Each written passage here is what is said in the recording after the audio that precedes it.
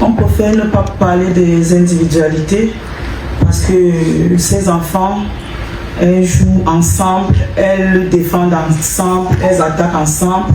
Donc du coup, c'est juste un état d'esprit. Ce n'est pas les individualités qui jouent, c'est tout un groupe. Et qu'elles sont bien suivies.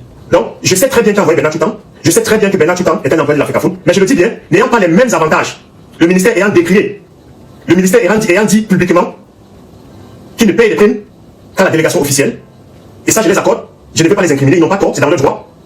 Bernard Toutan étant un salarié de l'Africafoot, où le salaire n'est pas assez conséquent, selon moi, pour justifier le travail qu'il fait depuis 2-3 mois avec ces lions indomptables, qui à la sortie de ces Coupes d'Afrique des Nations se retrouveront chacune avec un pactole important d'une quarantaine ou d'une cinquantaine de millions de francs CFA. Voilà, c'est dans cette optique-là que je me disais, je sais très bien que le président de l'Africafoot, le Dr Samuel Eto'o, a un faible pour les gens qui donnent le meilleur d'eux-mêmes. Samuel Eto'o a un faible pour les gens qui performent. Samuel Eto'o a un faible pour les gens compétents.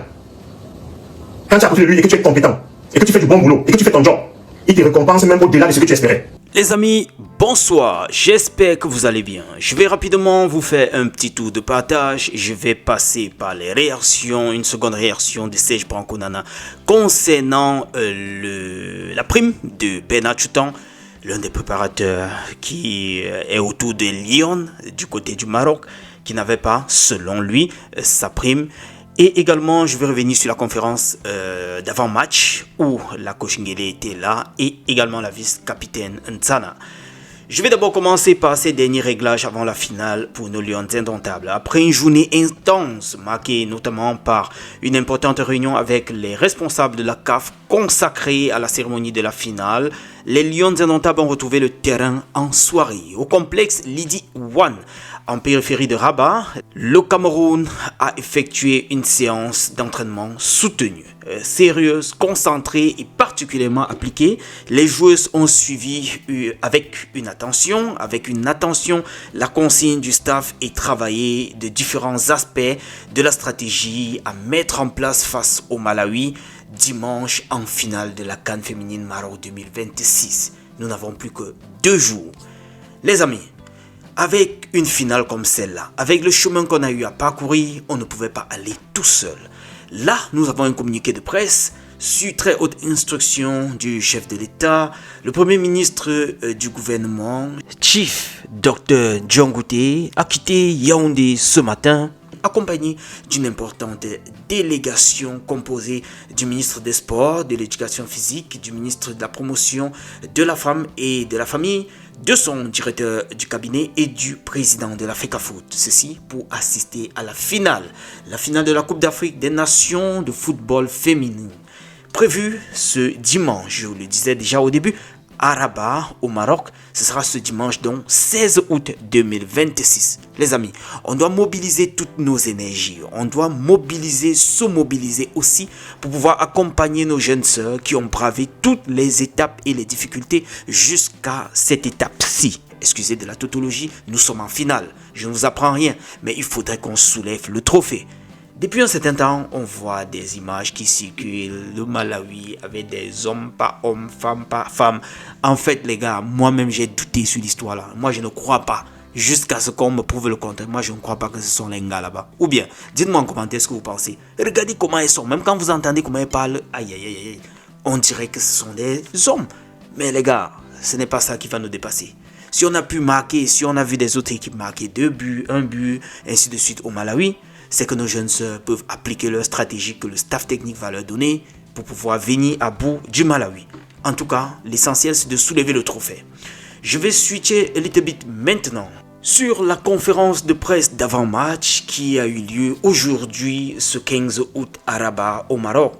La traditionnelle conférence de presse d'avant-match, la coach Valentine Nguele était là et notre défenseur Ntsana était également présent face aux différents médias internationaux. L'échange est donc intervenu en prélude à la finale de la CAN qui va donc opposer notre pays, le Cameroun, au Malawi. Ce sera demain. Les amis, voici ce que notre défenseur et vice-capitaine a dit en conférence de presse d'avant-match. Vous avez d'ailleurs écouté déjà d'entrée de jeu la sélectionneur itself se prononcer par rapport à l'état d'esprit des jeunes filles, par rapport à leur physique, par rapport aux petits bobos. Je ne vous apprends rien, vous avez suivi d'entrée de jeu. Là, ça c'est la réaction de Ntsana, Colette Ntsana, la vice-capitaine de nos Lions indomptables. Le public est très important pour nous. Son soutien nous donne la force et la motivation chaque match. Cependant, notre priorité reste de demeurer concentré sur notre objectif. Nous devons rester focalisés sur notre plan de jeu et ne pas nous laisser distraire par l'environnement extérieur. Nous apprécions énormément l'appui du public, mais notre force mentale doit nous permettre de garder le cap du début jusqu'à la fin. Son soutien compte beaucoup, mais l'essentiel pour nous, c'est de rester focus, discipliné, pleinement engagé dans la réalisation de notre objectif. Ça, c'est sa réaction vite fait lors de la conférence de presse. Nous allons switcher le bit maintenant avec le journaliste Gérard L qui nous fait savoir que Fidel Castro LMB affirme sur les antennes d'Info TV que Bernard Tutan aurait effectivement perçu ses primes auprès de la FECAFOOT. Dès lors, ceux qui continuent d'exiger de l'État le paiement de ces mêmes primes devraient tout le moins apporter des éléments contradictoires. Bref, les amis, je vais vous laisser écouter ce qu'a dit Serge Panko, qui également s'exprimait ces derniers jours sur cette affaire de prime. Qu'à cela ne tienne, concentrons-nous. Nos jeunes lions doivent jouer. Il n'est pas moment de dire prime ou pas prime. On doit d'abord soulever le trophée. Le trophée qui va nous permettre de gagner plus d'1 milliard. Si jamais on réussissait à gagner cette Coupe d'Afrique là, nous aurons un chèque d'environ 2000 $. Non, pas 2000 $, mais 2 millions de $. Vous pouvez voir là à l'écran. Et également, si nous perdons, nous serons à 750 000 $. Les amis, voilà, je vous laisse avec ces quelques images de Francis Ngannou qui est retourné aux sources et en train de faire quelques petits jogging à 1650 mètres d'altitude du côté de Batié. Bon les amis, retrouvons-nous dans un autre tour de partage et d'ici à là, take care. On est ensemble, ciao. Donc, je n'ai pas de doute que Bernard Tutan pourrait être récompensé par la FECAFOOT, par le président de la FECAFOOT, Samuel Eto'o. Mais je ne suis pas ici dans les rêveries, je ne suis pas ici, je parle d'un acte concret. Est-ce que quelqu'un qui a un travail reconnu par tout le monde, quand Bernard Tutan a commencé dans cette sélection, vous étiez les premiers à dire, faites quoi là? On l'a parachuté. C'est l'équipe nationale des amitiés des gens. On met ses petits amis. C'est pas vous qui êtes les premiers, même cette équipe vous avez critiqué. Le sélectionneur, la sélectionneuse, Madame Guélé, vous l'avez critiqué. Le coordinateur, les expatriés qu'on a nommés dans ce staff, vous les avez tous critiqués. Mais aujourd'hui, vous retournez votre veste. Et vous trouvez comme j'ai demandé à ce que Bernard Tutan soit rémunéré à la hauteur de ses efforts. Vous prenez ça maintenant comme fusible. Vous tirez sur la FECAFOOT, tout Samuel Eto'o. Non, ça va pas passer par moi, je ne le permets pas. Je ne le permettrai jamais.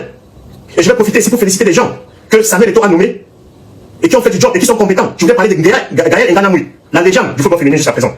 Quand elle a été nommée, quand elle est entrée au COMEX, j'ai vu des ricaneries. J'ai vu des gens qui se moquaient. J'ai vu des gens qui la traitaient de tout. J'ai vu des gens qui ont simulé tout genre de choses négatives dans cette équipe des Lions.